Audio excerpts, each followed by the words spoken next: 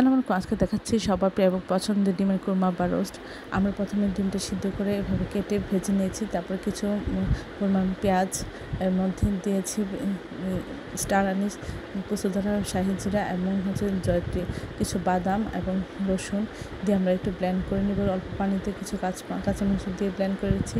এখন তেলের মধ্যে পেঁয়াজ দিয়ে একটু ভেজে নিয়ে আমরা কিছুটা পেঁয়াজ উঠিয়ে নেব বেরেস্তার জন্য। তারপর 1 চামচ আদা বাটা, 1 চামচ রসুন বাটা দিয়েছি, 1/2 চামচ লবণ দিয়েছি, আর সুন্দর কালারের জন্য 1/2 চামচ মরিচের গুঁড়া এবং 1/2 চামচ হলুদ গুঁড়া দিয়ে আমরা এখানে 1/2 চামচ জিরার গুঁড়া দিয়েছি।